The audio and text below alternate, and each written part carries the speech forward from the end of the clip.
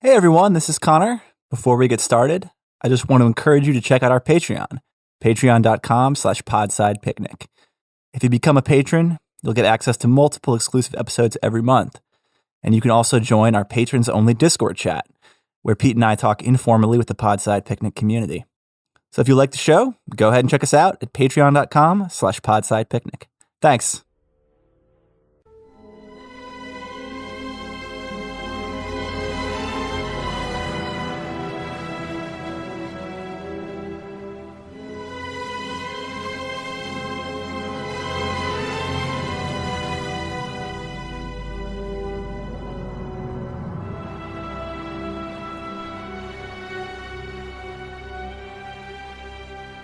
Welcome back to Podside, everyone. This is obviously Carlo, and of course I'm joined. Pete is the Samwise Gamgee to my Frodo. Hi, Pete. Good to be here. I guess I'm making second breakfast. Oh, there you go. Don't forget of Levensies, okay? And then we're joined by a very famous personage, Tom Bombadillo. Hello. Is Goldberry around? No, actually, we're being, that's Aaron and Carly from the Hit Factory podcast are with us. How are you guys doing? So good. I'm very excited to talk about this movie with you both because I feel that Aaron has been defaming my name, slandering me on the internet. Clemency for Aaron. About my distaste for this movie, which is not distaste. I'm here for the magic, as was once famously said on Arrested Development. But I'm happy to be talking about this movie that we're going to dive into because I want to redeem myself. Excellent. And if folks haven't read the title of this or been clued in by what we've been talking about yet, we will be covering the 2001 Peter Jackson film Fellowship of the Ring. The first of the, I'm sorry, what? Yes, the theatrical release, the extended edition. I love it very much, but that is a tad too long. It's a considerable time commitment to do the extended editions. They're lovely, but yes, I don't know that they actually add quite as much as people really think they do. Hard agree on that one. Yeah, I mean, I think it's an enhanced, honestly, I think it's like an enhanced experience if you are already deep in the Lord of the Rings lore. If you've read, the books and yada, yada, yada, you get some little hints and little tidbits here and there, but I don't think it's really like there's plenty already in the theatrical cut. I mean, it's nearly 3 hours, folks. It's not, it's not like it's a short movie. Can I tell you guys how I feel about this? Because it is very small and petty of me, which makes it perfect for a podcast. I can't wait. So have you ever been really into a band that nobody else has heard of and it got really big and people started talking to you about it all the time? And even though it's good that the band is raising its popularity, you're resentful? Yes. Yes, this happens to me all the time. Yeah, well, this is how I feel about the Fellowship of the Ring movies. Like they took something cachet and, well, not personal, but it was definitely a smaller audience that took a lot of effort and made it so, at least for a period of time, literally everybody knew what I knew about it. Mm-hmm. Yeah, and I think that's one of the things that for a long time I found sort of impenetrable about the text, both the cinematic text and the books themselves, is that it had such a fervent following and then became, such an explosion onto the popular culture scene that it almost turned me away from it and made me, I think, a little bit more intimidated to dive in than I would have had it not been as popular. Yeah. Well, I mean, sometimes that's an inoculation. I probably am one of the last people I know who read the Harry Potter books simply because everybody who was ranting about them turned me off. Right. I mean, I'm getting that way now, but that's just simply because I'm getting cranky with my age, I suppose. I mean, also it's just like it. I think, and I think I said this elsewhere to somebody, saying that these films, Fellowship of the Ring, The Two Towers, and Return of the King, the Lord of the Rings movies, are sort of like, in and of themselves, are for me, the beginning and the end of an era. In the sense that this was the first time I had seen a really well done, very cannily adapted version of a Lord of the Rings property that had the hybrid CGI and also sort of filmed all together. Remember, that was like the weird marketing that he filmed them all at once. Supposedly it took like 3 years or whatever. But he was able to film them all at once to sort of reduce costs. And that in and of itself, I think, sort of laid the groundwork for CGI to get good enough so that now we have nothing but CGI slugfests for the last 10 to 15 years. And now I'm sick to death of it. I'm sorry. I know. No, you're so Absolutely. onto something here though, Carlo. Like these films are just like are brimming with, I don't know, just like effort. Like every time I watch these movies, I just see how much effort went into making them. And, like there's tons of supplementary material on like the DVDs and especially in the extended editions. Like there are featurettes that are as long as the fucking movie that like show you all the work that went into these things. And, this is becoming a trend because we talked about Weta Digital last time we were on the show with their stop motion work in Dawn of the Planet of the Apes and that series. But this was like really their testing ground. And it felt like it was the moment when cinematically they were finally able to achieve the vision of the books. Like before this, there wasn't enough confidence in this sort of like massive scale computer generated like kind of trickery that you're going to see. And then they finally were able to figure it out and do it and mastered it with this film. And then, like you said, yeah, it marshaled in this era where all of a sudden that was all anyone was doing. But, a lot like with like Jurassic Park, being the kind of groundbreaking for CGI, proper and integrating it seamlessly into a film. This is the one that I think really took it to another level. And it shows. It's really impressive. Well, the two things I have to say about that is, one, I 100% agree. And like, while I think my feelings about that resentment are valid, they're also incorrect. I mean, we want people to have exposure to things. We want people to be able to experience things. At least I do. And so like, I don't, there's so many gatekeepers out there. I don't want to be one of them. And the other is, I kind of disagree with you about Jurassic Park because I really think they should have done puppets. That would have been fucking awesome.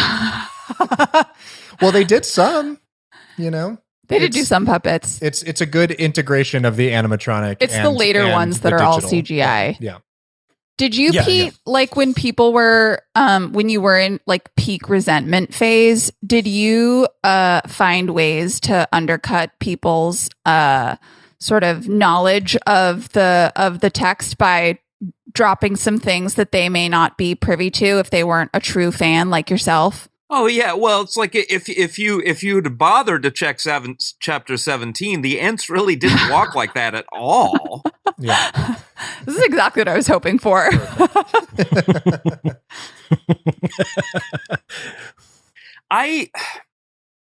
It sort of reminds me, like, did you? Now this is a ridiculous question. I apologize for it, but think of it as a lead-in. Did you watch the Watchmen movie when it came out? Yes. Well, the thing about the Watchmen movie is, with the exception of cutting out the pirate stuff, that was about as true to the comic as you could possibly get. Mhm. and somehow it reduced it. Mm-hmm. And Totally agree. yeah, and I don't quite feel that way here. Like I think things were like lovingly and intelligently done here, but I also feel like Jackson regarded himself on some sort of monastic holy mission where he was trying to transcribe the book as perfectly as he possibly could onto film. Pete, you bring up something, and it sort of links to an article that you had linked us to, Aaron, regarding camp, right? Mm-hmm. Yes. And there is, I think I agree with the premise of the fact that there are these moments of camp sort of threaded throughout Lord of the Rings.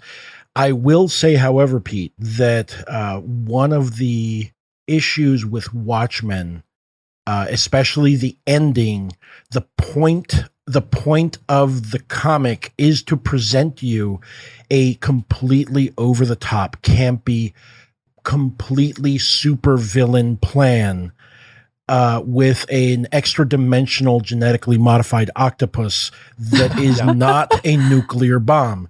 And I believe that I understand the reasoning behind it. But the point of the comic and the text that it's deriving its movie from is the fact that things have sort of degenerated within the world of Watchmen to a point that we have now become, like, reality is broken down, that supervillains and supervillain plans make sense.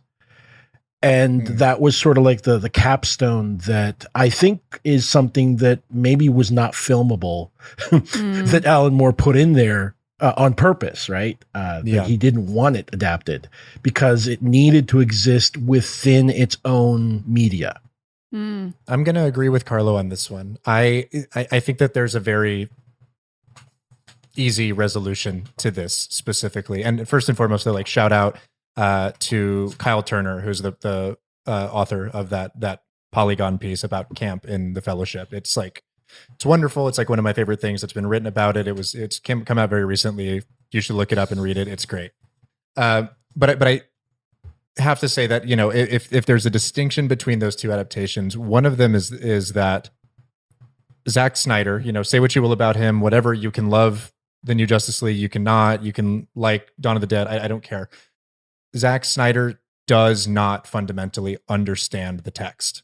He did not understand what made Watchmen special. And I think that Peter Jackson completely understands the tone and like the ethos of the Lord of the Rings. And I think that he, like, more so than a lot of people, was able to like kind of get at that like undergirding sort of not silliness, but levity that Tolkien has in the writing that is so often like missed. And I think that he was like the perfect person to do it, even though he was like kind of surprising, like this is not a person who like you think of as helming this 3-part massive scale like fantasy series. Like he's kind of a schlock director, right? And like had kind of made inroads in Hollywood and with the big time with like Heavenly Creatures, but he is not the obvious pick, but he is someone who I think wholly and totally understood what he was doing. Yeah, I agree. I mean, and it's really interesting because I don't want to get too much into comparing source versus film mainly because we're going to be covering the books as well, but also like, it's really interesting to see how the adaptation basically liberally lifts lines that one character will say in the source material and then give them to another character, or move them around in scenes so that they have a different impact. And in a certain sense, some of the characterizations are very different. Shout out to Sean Bean, the eternally dying man. Spoiler alert, folks. Sean Bean dies in movies, apparently. Sometimes I watch Sharp's Rifles just to get a break from him dying. Oh God. But he is honestly like, and he's a surprising pick because as sort of in the source material, like all the Gondorians are like supposedly descendants of old Numenor, like the Middle Earth's Atlantis, if you will, right? And they all have like black hair. He's supposed to look more like Aragorn than Sean Bean. Let's put it that way. You get Sean Bean, but he infuses the character with this passion that you suddenly get exactly why he ends up the way he ends up, right? You understand exactly why when I don't want to jump too far ahead, but when he makes his turn, you understand exactly why he makes that turn, because he's a man of lots of passions. He's sort of like I think I was making a note of it that he is the mirror image or the negative image of Aragorn, who is very stoic. He, on the other hand, has a certain stoicism, but is not able to rein in his emotions. And that gets him into some trouble. But before we jump all the way to the end of the movie, why don't we actually talk a little bit about, did you all see the movie when it came out? Like in theaters? Did not. I didn't.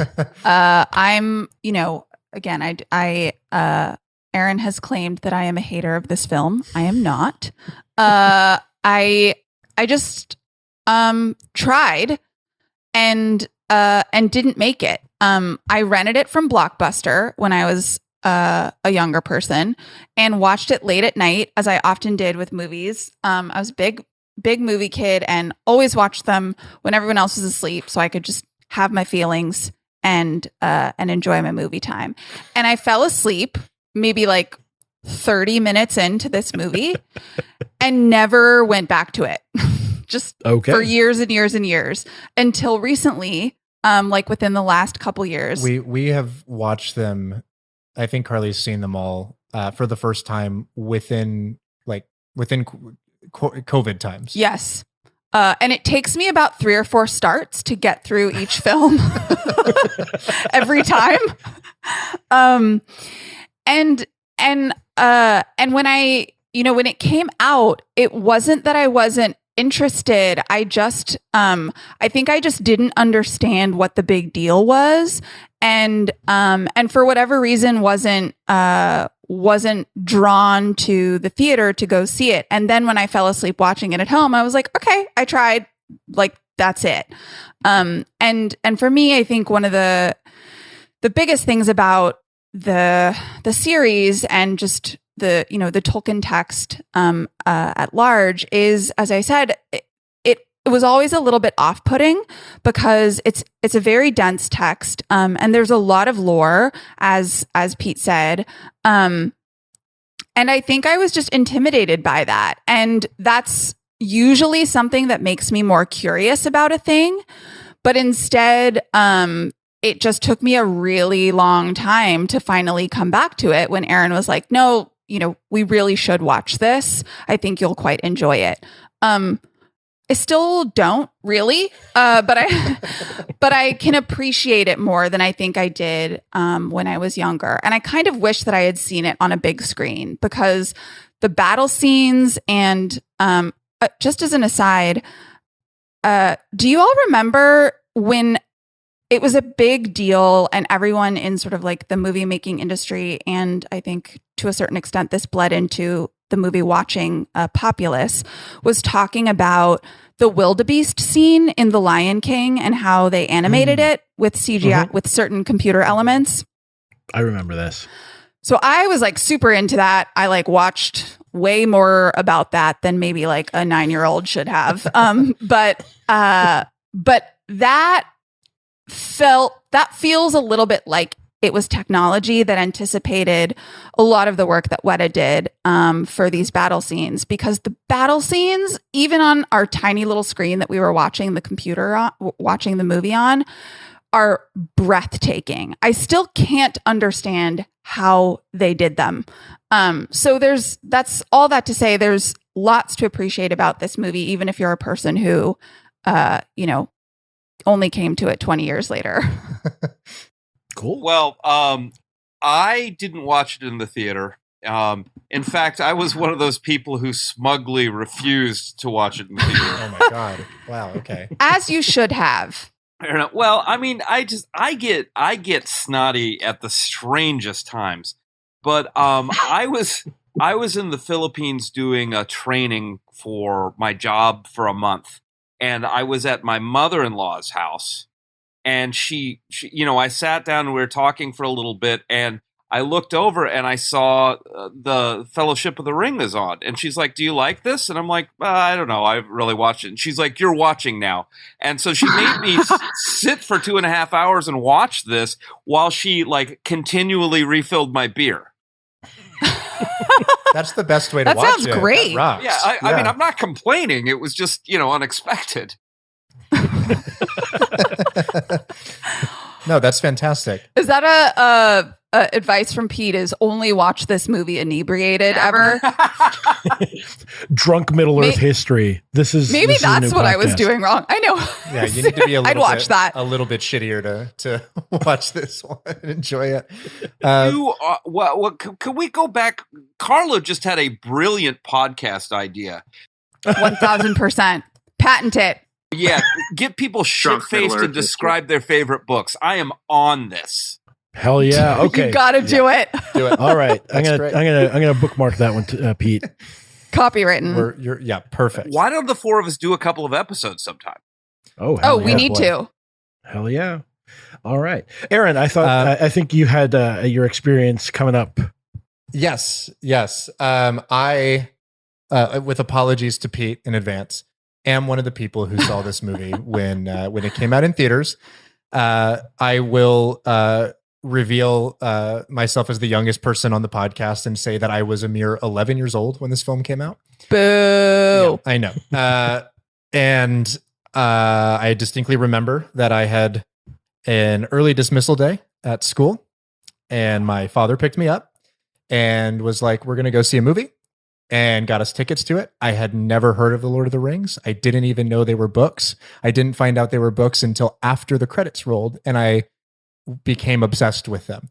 Math problem. I was the age that you are now when the movie came out.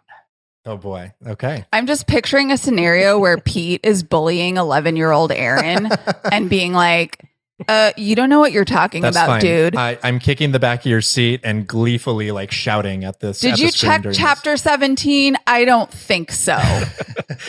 Are you a true fan? I think not. But I saw this film, yes, in theaters. I saw all the subsequent sequels in theaters. I saw Return of the King because by the time it came out, I was, a little bit older, I guess, not much, but old enough to get dropped off at movies by ourselves. I saw that one in theaters probably 3 times, which is, if you're doing the math, like a collective 12 hours of sitting in a theater. But I had never seen anything like this, and I did not know what to expect from it. I didn't even really know what it was going in. I didn't know the name of it. And from that prologue on, that massive battle with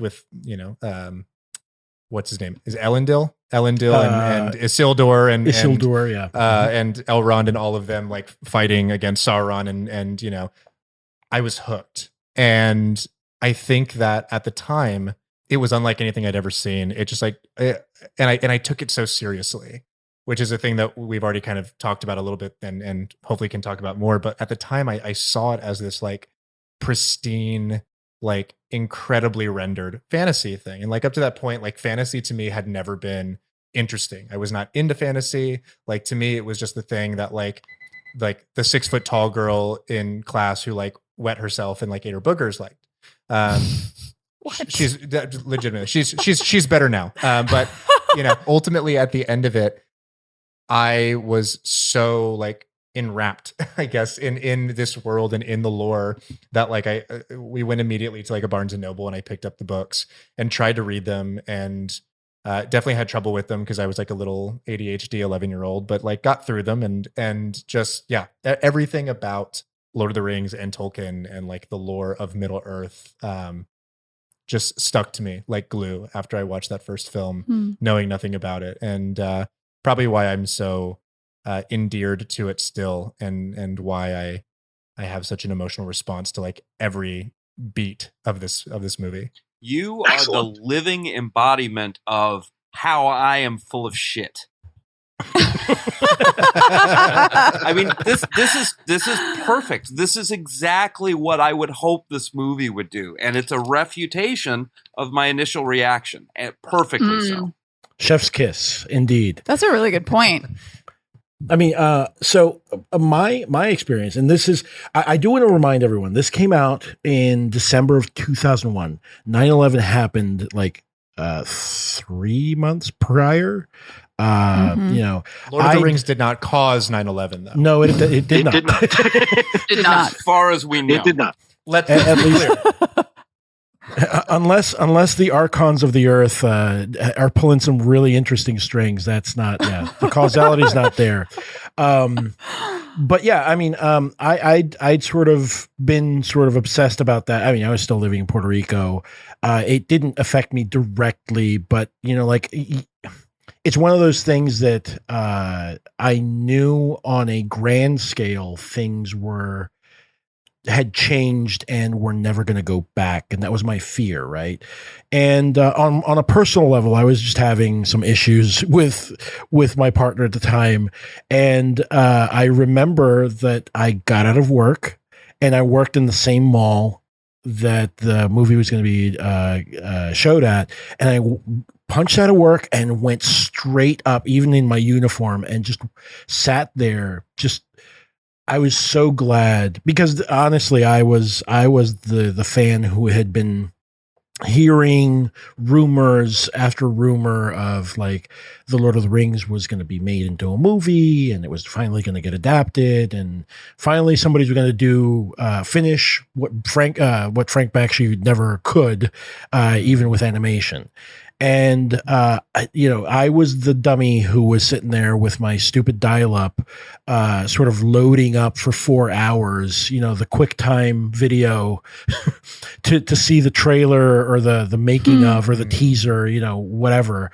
And so when I finally sat down there and just like, you know, I sat down, there was like a little group of like teenage boys who gave some colorful commentary regarding, you know, oh, this sounds like the music when you go to the inn in an RPG. It's like, would you like to buy more? You know, that type of thing. They were very funny, but also there was some stuff that I'm not going to repeat here. Oh boy. Yeah, I mean, the Mithril shirt definitely had them saying certain things, and of course, you know, some of the more emotional moments at the end were definitely ripe for them, you know, making fun of. But the fact of the matter is, I sat there, and for 3 hours, I was able to complete the world fell away.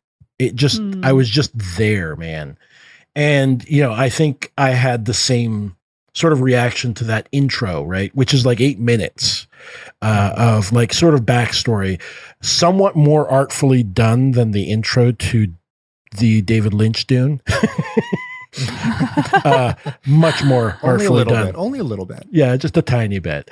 And once they do the turn and the title card comes up and you see the little pastoral scene, and I think you had mentioned it, Aaron, when the little Shire music comes on, you know, it's just like everything comes together, and just the combination, because this isn't like all CGI'd and all that stuff. There's like lots of interesting, just existing practical effects and camera trickery that went into this, where, you know, just forced perspective, and, you know, you make Elijah Wood look like a 3 foot tall little man, you know, versus Gandalf, and so on.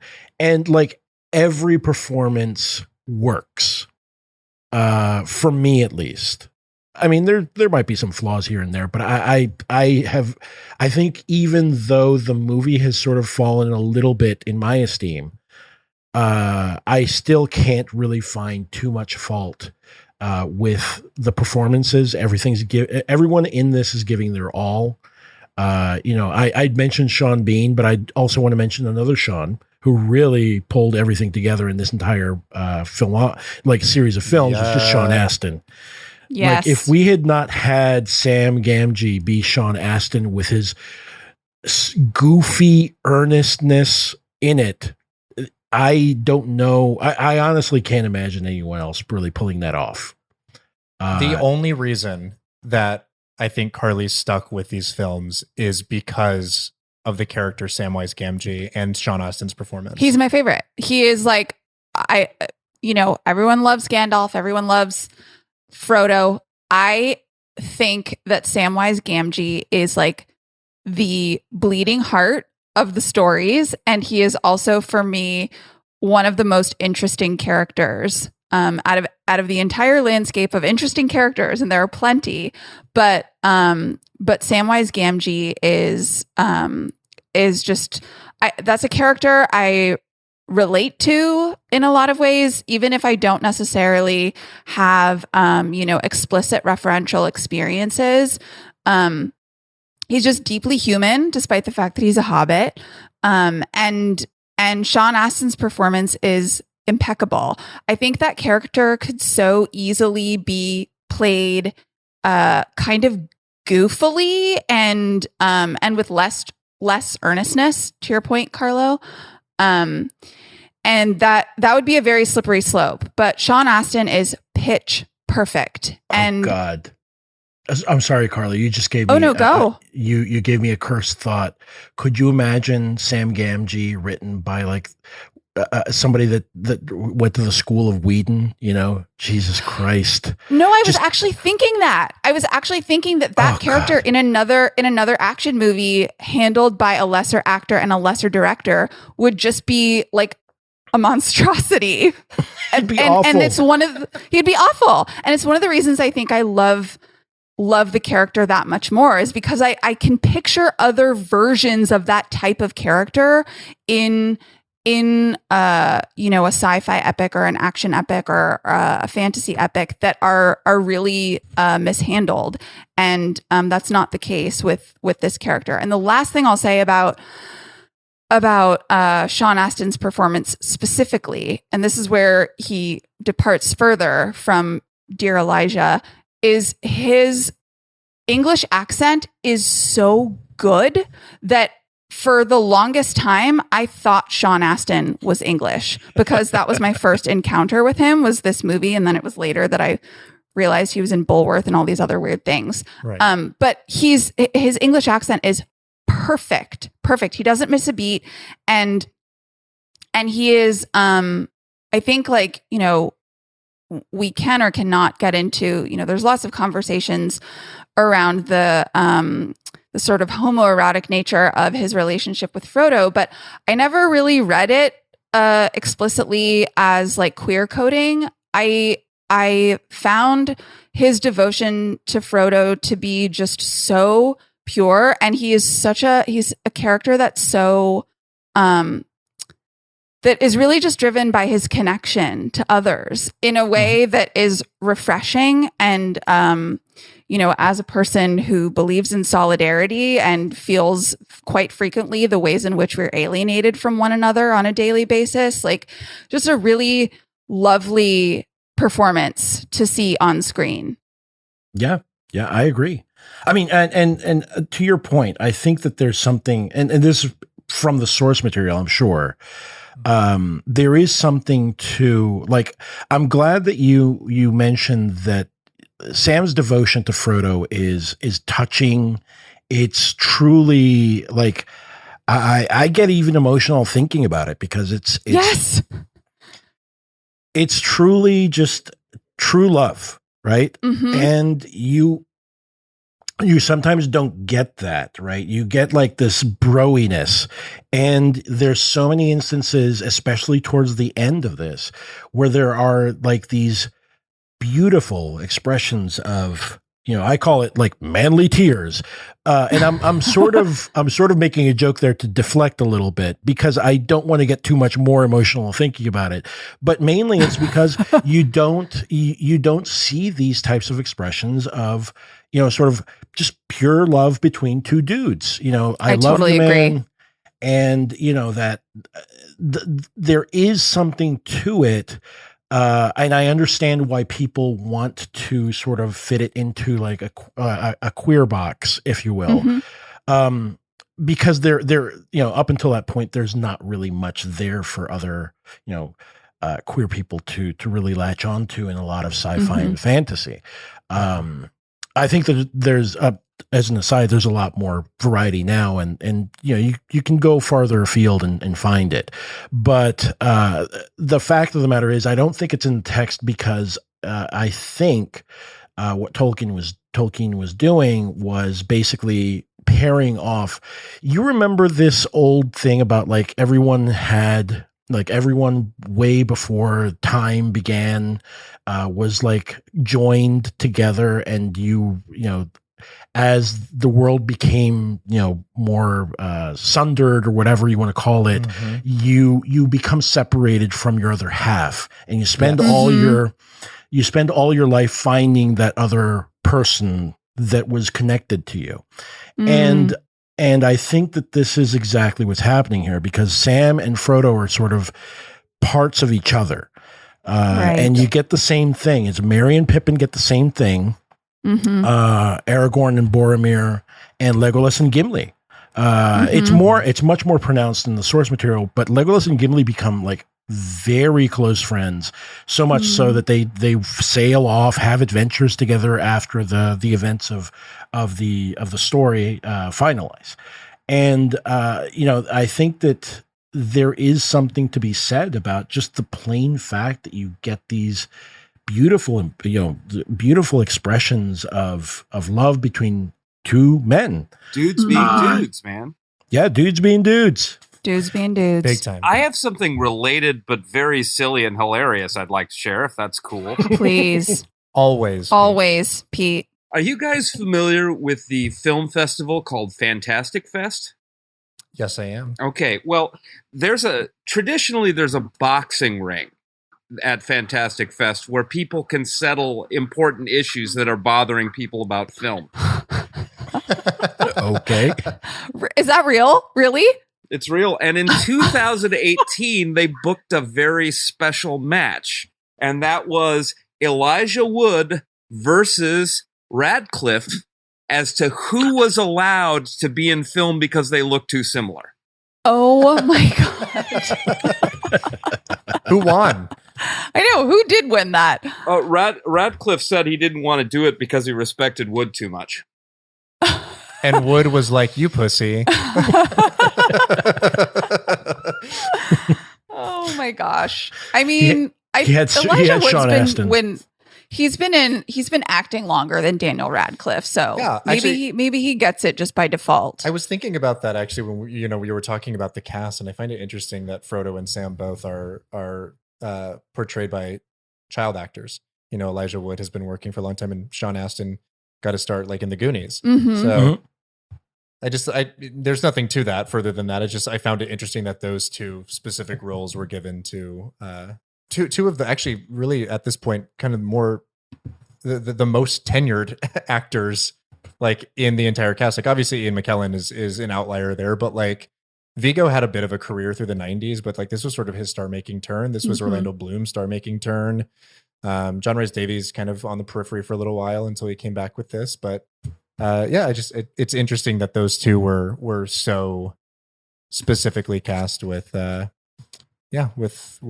kid from the Ice Storm and the kid from the Goonies. He was in Huck Finn before he was in the Ice Storm. I'll have That's you true. know. And Flipper. So. Yes. Wow. Deep cut. I'm not proud of it. Wait, wasn't that was Paul Hogan in that Flipper, right? Am I misremembering that? Oh, Paul Hogan was in that flipper. Yep. Okay, talk about a deep cut. That's I had forgotten that one. Oh my God! Yeah, I'm sorry. I just had like a Crocodile Dundee flashback. I was like, what? That dude Whatever would happened to have that guy? like a leather boot by now. Oh, 1000%. Yes. Completely. I also wouldn't be surprised to find out that he's said some horribly racist things since, since then. He's since been canceled, but since he's Australian, he was already pre-canceled. Right. Since he's Australian, we wouldn't understand them. Well, Right. that's true. He used some weird colloquial thing. He gets ass. Call women dinkawides, sure. You find out that ninny hammer really is just like a slur for a specific Asian community. Like what? Oh, Paul. No, Paul. That happened to me with Fanny. Yeah, wait, no, isn't Fanny actually a slur? Yeah, well, it means vagina, but it right. got euphemized to like it was an acceptable term in the States because we didn't know that basically. We didn't know that. Yes. Well, then we inverted it and made it about the bussy, if you will. I'm sorry. You're really turning me off fanny packs now, Pete. I'm sorry. Those do not sell well. So, the places Tolkien can take us. Yes. If This is the only transportive quality of the text. yeah, I mean, if only Frodo had had a fanny pack to keep the ring in. Yes, instead of that he chain. used a front pocket, and a chain. I mean, he's got a very cool looking little vest. It's very. He nice. does. It's definitely velvet. Costuming's great here. Oh yes, absolutely. Like and the detail that goes into the different types of people, right? Obviously we don't get into the Rohirrim here, but Aragorn's wearing like some weird piecemeal type of almost piecemeal armor, but Boromir looks really great. I mean, Boromir looks like he hasn't been wandering in the wilds for 80 years or so. He looks very, very dapper with his little doublet or whatever you call it, or doublet. Anyway, so I guess, do we want to talk a little bit about like just, obviously I think everyone that's listening to this already knows how the synopsis of the movie. I don't think we need to really go into that, right? I think we're good. I think that would add an extra hour to the podcast. Yeah, well, yeah. It's a lengthy kind of synopsis, and it's to Carly's earlier point about just like how much there is here to kind of consume in terms of like externalities to the text itself. Like, there's a lot of Tolkien to talk about, and to contextualize everything would I think you're right, Pete. Take an hour. Yeah, it's fine.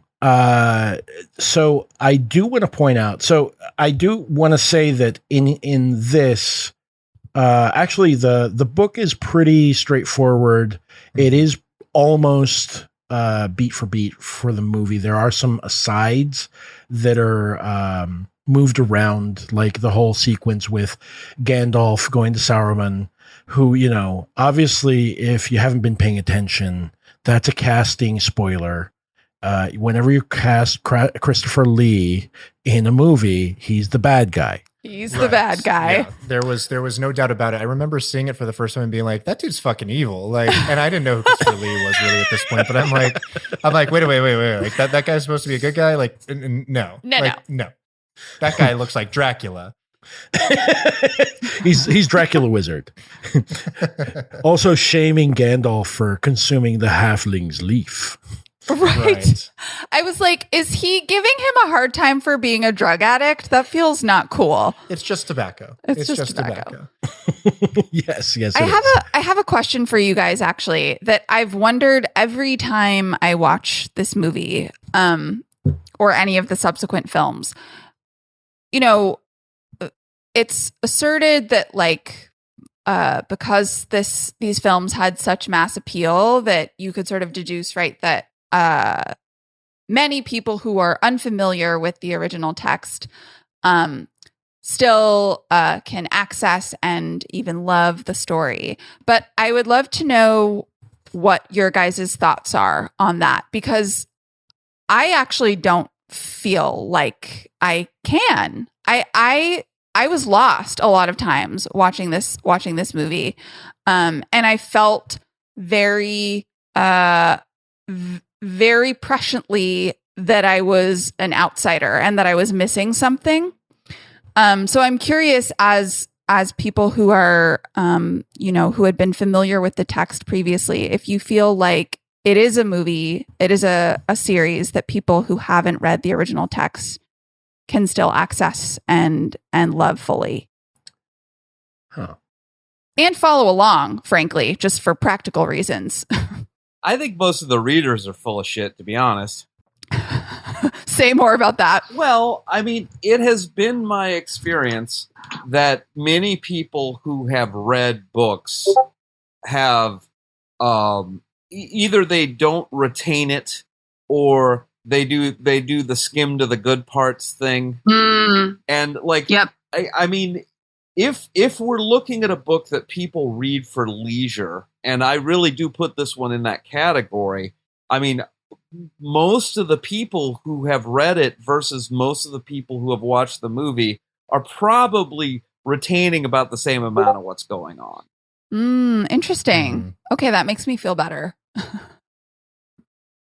As somebody who came to the film, obviously, dry, without having any prior knowledge of it, I will say that I think that age certainly had something to do with it. Mm-hmm. Like I didn't mind so much that I didn't understand all of it, and I didn't mind so much that I didn't know who some of the characters were. Like if you had given me a quiz at the end of that first watch, I would have told you that Viggo's character's name was Strider, not Aragorn, because I missed them calling him Aragorn for the back half.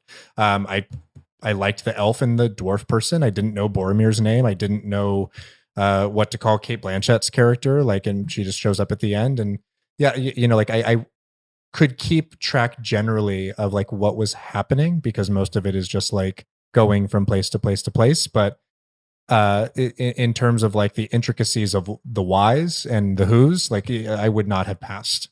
I love that response, except I would like to request you never use the phrase "coming dry" to the film again. Oh my God. I didn't say I was going in dry. I said I came. Yikes. Dry. Kate. Oh man.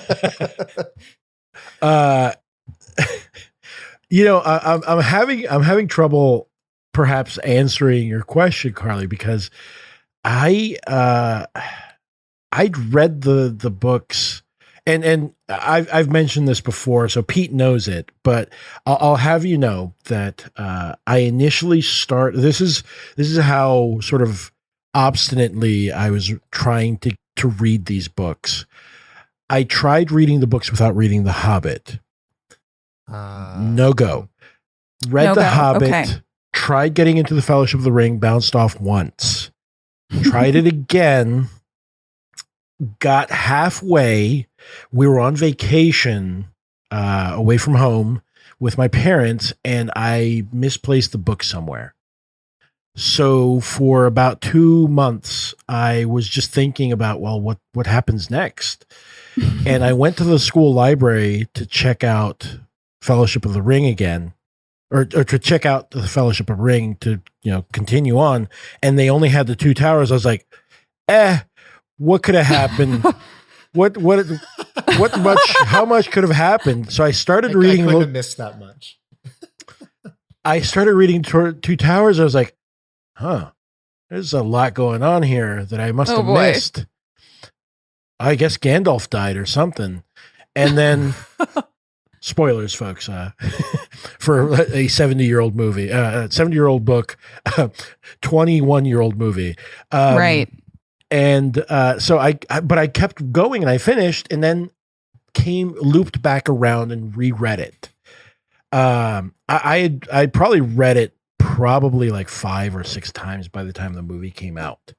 So it's very difficult for me to really disentangle my own knowledge and sort of love of the text versus the movie, because I was also like, the movie was like Christmas Day for me. I was like, this is, like that feeling you get when you come down and you're ready to rip open that first present. That was it.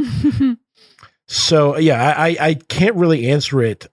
I mean, if I'm being truthful, I'm probably sure that the intro is not quite enough for people. But this is obviously also a movie that you go with your friend who does know about it and sort of like nudges you and is like, yeah, that dude knows the other dude. Okay. Yeah. Just, it'll make sense in a bit. That I'm sure was my mistake. Watching it alone. Yeah, I'm sure everyone's gone to a movie that has had that experience where somebody like takes you and is like, yeah. You sort of hold your hand a little bit. So I do think that you're right. I think that the movie itself does its best to really adapt it in a more accessible manner. But I don't know that it's 100% successful. If you just have had like you lived on another planet and you landed on Earth and somebody said, here, watch this. I don't know that you would really be able to follow it 100%. Well, you all are also making me realize something that often gets in the way of my enjoyment of life, which is that I don't like moving ahead without answers to things. So like a lot of the trip ups for me in watching this movie with Aaron for the first time was I wasn't okay with just like not knowing the backstory or not knowing, well, like, why are the elves leaving? Like, I wasn't okay with not knowing the answers to those things, which, as I said, is that's not a trait I'm bragging about. It often gets in the way of like my enjoyment of things. And I think for me, it's certainly proven to be the case with this story that the really the best way to watch this is to just, as you said, Carlo, just let it take you away, let it transport you, and not do what I do and often do with so many things like this, which is like, wait, I want to know who that person is, or what that name of that character is, or what's motivating this person. Why are they over here? And what about the forest? And I just found myself asking too many questions, and so I'm working on it, but you gotta sit down with your mother-in-law and have a couple of beers. I know. No, really, Pete, though, you're making me realize that I absolutely should have just watched this movie drunk. Just going to get you good and drunk for 2 towers. So, I mean, I also think that there's something to the fact that if you read this at a certain, or you're introduced to the material at a certain age, whether it's the books or the films. Like if you're a kid, or middle grade or teenager or whatever, I mean, what the fuck do you know? Like you don't get answers. So why would the movie ever give you answers? And you're, I think as a general rule, your life is full of questions that never get answered. So you're able to really accept stuff that doesn't really give you answers, or either easy answers or answers at all.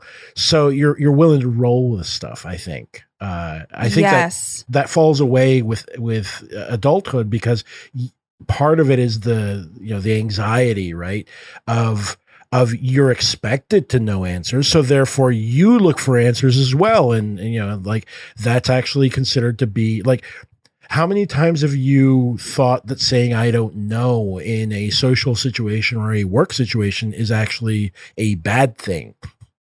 Right. Yep. Excellently put. So, I mean, I just also think that there is a certain withholding, and I don't think it's something that is. I think it's intentional, is what I'm trying to say, from the source material, and it's somewhat duplicated in the films, where you're not really given full answers, because part of sort of the morality, right, is it's that line where in when they're in the mines of Moria, where Frodo, complains that I wish none of this had happened. I wish none of this, the ring had never come to me, and so on and so forth. And Gandalf says, he basically says, buddy, I don't have any answers for you, but you know what the answer is? Everyone wishes that. And honestly speaking, you just got to figure out what you're going to do with the time you're given right now. And, that is on the one hand, it can sound infuriating because it sounds like some sort of self-help mantra. But honestly, I think Tolkien was, when he wrote those lines, was coming from a very honest position that sometimes you're thrust into the world with no answers, into a story that's ongoing, and therefore you have no answers. You can only do your best, really. That's all you can do.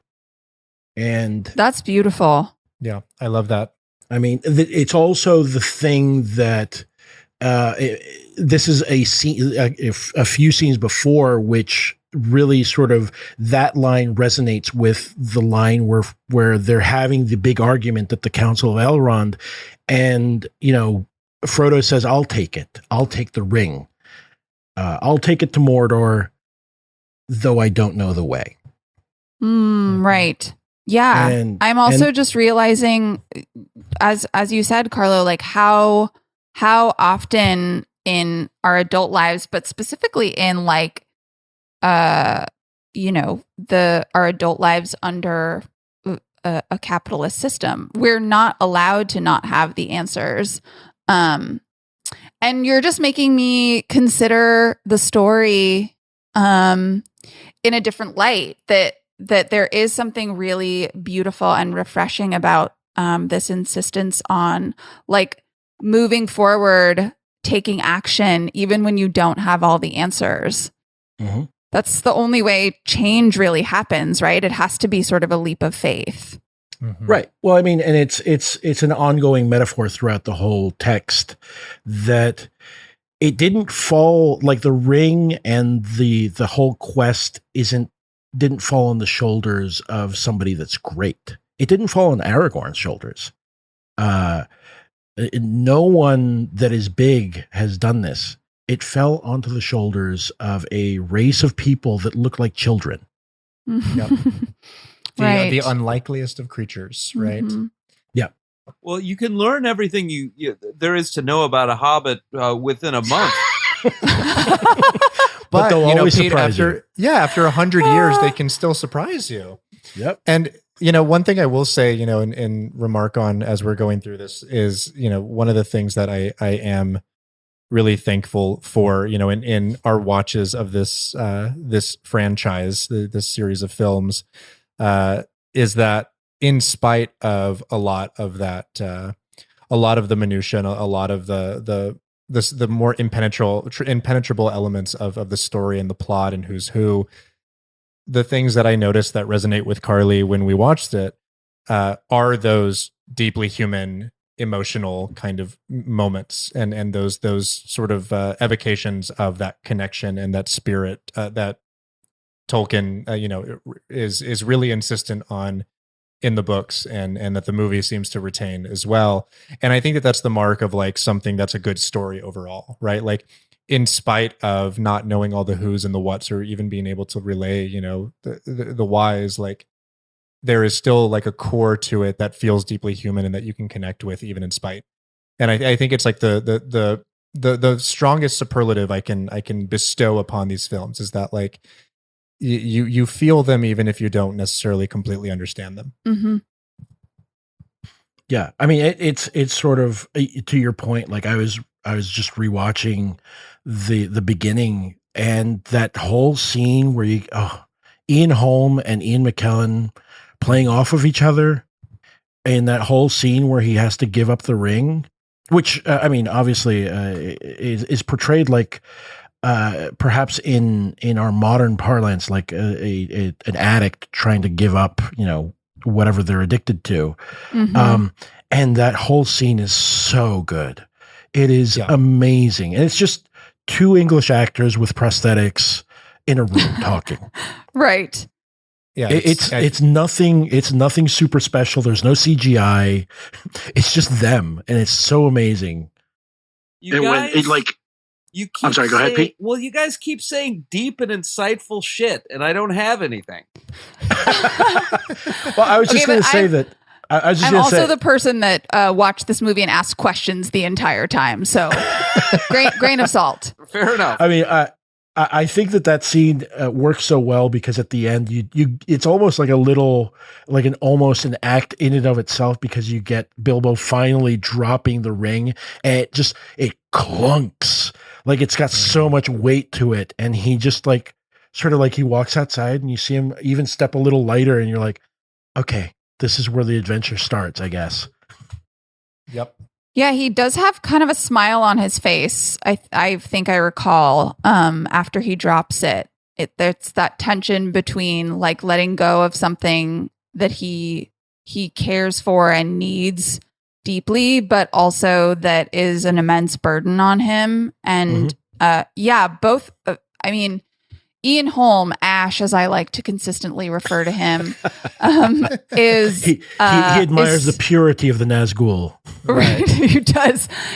Uncomplicated by he's morality. So good for the 5 minutes that he's in that movie. Yeah, he's perfect. That scene is wonderful, and I mean, there's so much nuance there, and they handle the tone of that scene so well. You know, when you read it, you know, and I know that we're trying to avoid too much of, the comparisons between the novels and the movie.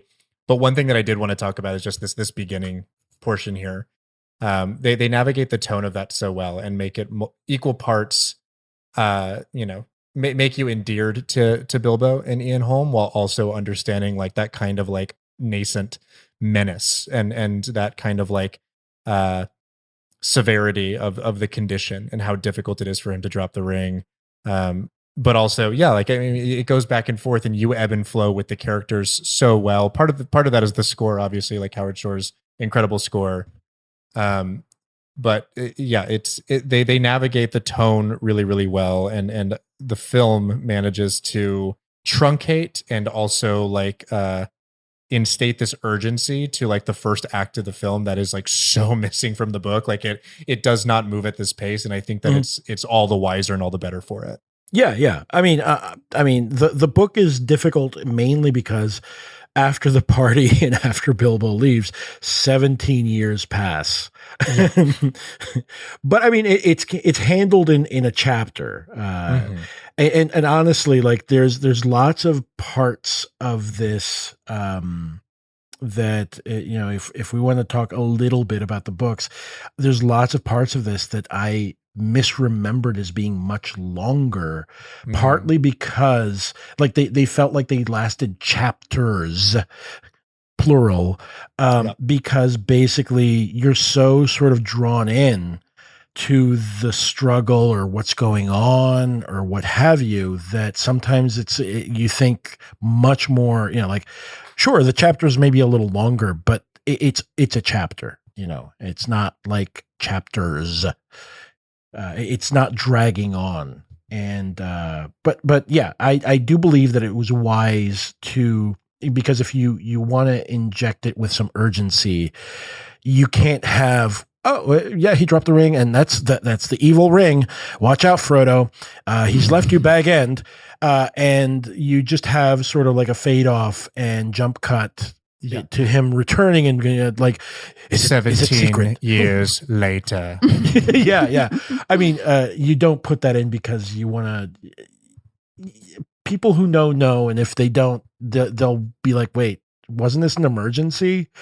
17 years? Yeah, the fuck? Why are we camping so much? Why is there so much cooking? Why are we hanging out at the farmer's house for an evening? I thought that someone was coming to kill you. We should get this moving." Well, yeah, I mean, in the book there is because of the actual, it's weird because the actual severity of the situation requires a defter touch. So there's this entire charade that Frodo's going to sell Bag End, and he's going to move out to Buckland, which is out in the eastern part of the Shire, to then sort of cover over the fact that he's going to actually go, and like to avoid lots of gossip because there are spies around. Is the presumption, so you don't let people know. Oh, Frodo, you just up and left one day, and you're like, oh. Well, we know he had a ring, and so yeah, it makes sense in the book, but yeah, in the movie, it's probably wiser to just keep it flowing, keep the action going, because if you inject that urgency into it, then people are going to be like, well, so why are they going to have tea now? Yeah, no, it's sitting great. back for tea. when you turn the Nazgul, when you turn like the ring wraiths into these like screeching, like menacing creatures whose like horses are like bleeding from the eyes, and give them like that like Sleepy Hollow moment where they like hack the Hobbit just like walking on the road, like totally works for the tone and for like the urgency and nature of this movie. And I love it. I think it's like so much of the film, like we already talked about, equal parts kind of silly and kitschy, but also like really lovingly rendered, with a certain level of faith to the text, but also like trying to carve out its own pathway and make something riveting and entertaining. Yeah, I mean, I think that the ring wraiths are like creepy as fuck. I mean, they're well done in the film, but like it's sort of sped up here. But like, there's that scene where they're hiding out in the crook of the tree, and you can hear it sniffing for them. And it's just so unsettling because in the books, I think they get a rumor that they see, somebody tells them, oh, there's a black rider, and he got off the horse, and then he's just like, or they're peering at it from a distance, and he gets down and snuffles around on all fours on the ground because apparently they can't see very well.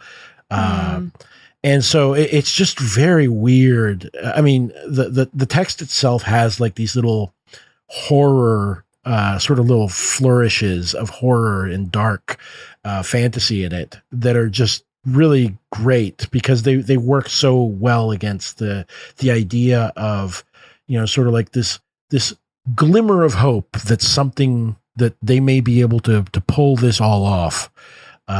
You need to have extraordinary villains. Right. Mm-hmm. Going back to the point that was brought up in the beginning about this movie kind of setting itself apart from a lot of the CGI laden stuff that came later. I think another thing that sets it apart thusly is also the score. Whereas like the Avengers score, for example, is like whatever it is, right? It's not something that you notice or necessarily pay attention to. There's like the Avengers Assemble moment when, everyone can sort of recount the sound of that, but the score is not noticeable, nor would I argue that it's like additive or doing any sort of like emotional labor as you're watching the films. Not the case with the score in this movie. It's beautiful, and particularly as someone who's never read the books before, I was really drawn to the score and the music, and I know Aaron loves it too. Mm-hmm. I listen to it while I work out. It's really good. That's real. That is a real thing that he does. Awesome. I think that to your point, Carly, the score is possibly so masterfully done because they introduce like these little leitmotifs, right? These little phrases of a larger theme. Right at the beginning, you get that little